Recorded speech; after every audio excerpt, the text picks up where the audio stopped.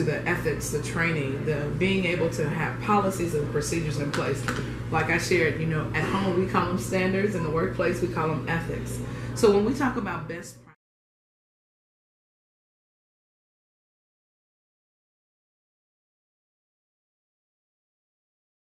have really made a difference as it relates to creating safe environments, whether it's in my words creating safe or whether it's in my actions or both. So the first thing that comes to mind is creating and maintaining healthy boundaries. Boundaries. Knowing what those are.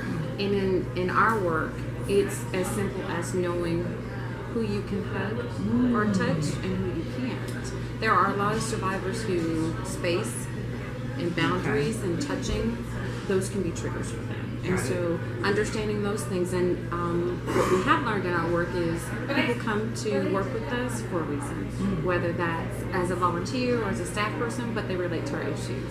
And so not assuming that because you're my coworker, you don't have those same triggers or maybe boundaries that will create difficulties for you in the workplace. So creating and maintaining healthy boundaries. And the other one is zero tolerance for inappropriate behavior. You know, what's interesting is I like how you said no assumptions. Simple, probably strategy that we could really help all relationships. Don't assume anything. Don't assume anything. I can tell you something simple. It's simplistic of having dinner at the dinner table. My husband nor myself had dinner at the dinner table. So we probably would be adults that probably would not have what?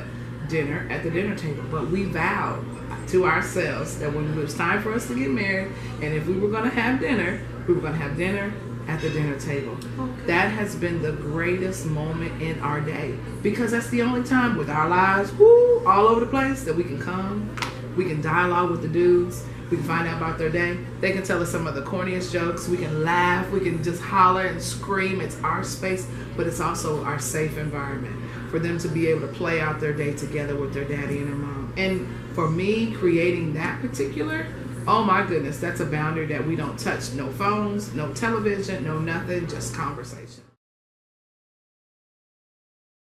It's important. Yes. Especially for children. Oh my gosh, yes. I think that children will learn communication and that healthy way of living if you open the door and find out what they're thinking, what assumptions they have. Wow. How do they learn those behaviors, how they want to receive that information. And I think oftentimes as parents we get busy in our day, we get busy in our own lives, that sometimes we forget those things.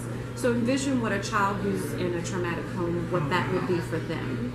And so in most traumatic homes there isn't a whole lot of talking. Right. There's a whole lot of action, there's a whole lot of things happening in the home. And so who gives the child the voice and when they're in a home of crisis and chaos? And so now this child grows up to be an adult, and we want them to be productive in the workplace. We want them to become and be a valuable asset to the agency when really they don't have that today.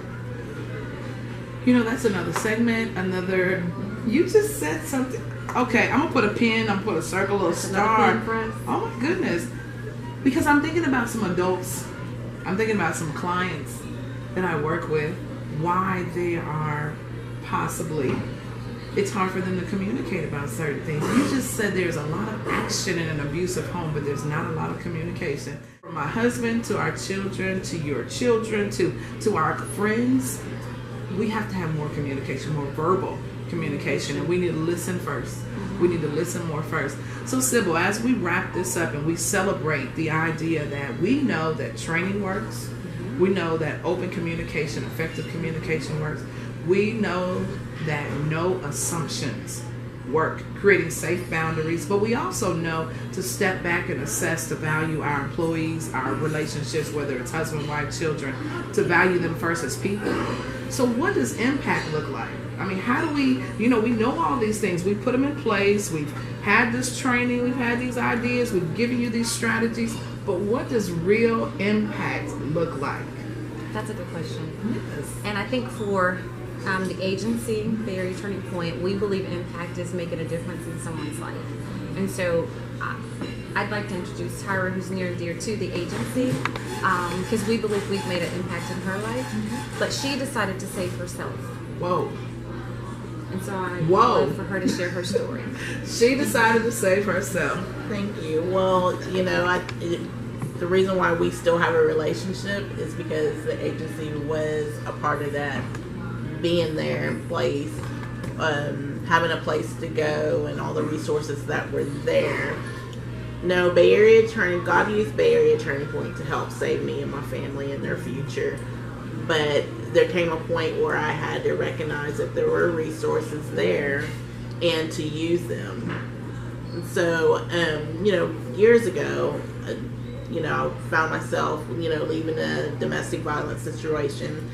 And the first time I just, when I left, I just thought, I'm just going to show I don't have to put up with this, many times we talk about women that go back and they go back, and I went back, I left 3 times, and the third time, enough was enough. But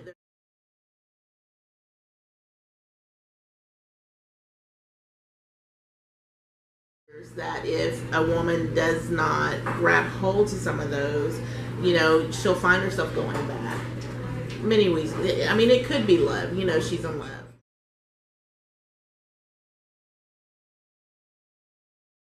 Passed down, and this is where she feels comfortable. She doesn't understand what a safe place looks like in a safe and a peaceful environment, and that made me feel weird to her. Money is definitely an issue, and having a lack of education as well contributes to someone staying in an abusive relationship, not understand. So one of the things that I found out in shelter was what it meant to be assertive, to be able to say, hey, wait a minute, this isn't okay. And then how do you say it? So yes, there are trainings and stuff out there, but how do you utilize those trainings? And so there's one thing that I tell people that have worked under me, or people that I've worked with, okay, if you're going to go to this training, get one thing. Make sure you have your notebook and pen, but write down one thing from that training that you can use. Well, we can give all this information, and all the information is there. We can teach the cycle of abuse and everything, but when we recognize that, what do?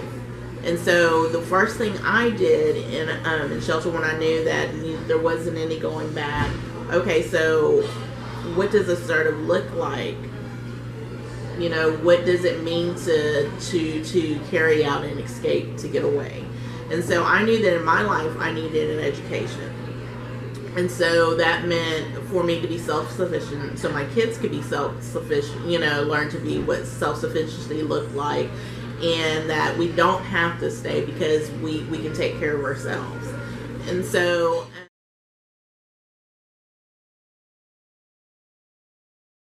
I didn't have an education. The second time I realized that I needed to get an education, and then the third time I went back, I was in school, and I realized, I'm going to have to stay homeless for just a little bit until I can get some things in place, take advantage of the resources that were there, the therapy, everything, and use that so we never have to be here again. And so to make it my last stop there.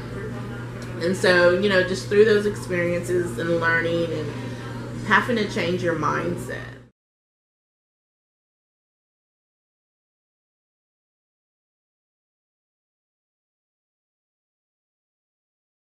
Provided the options, we provide the resources, but Tyra had to decide. This is her choice today that she wants to make, and she made that decision.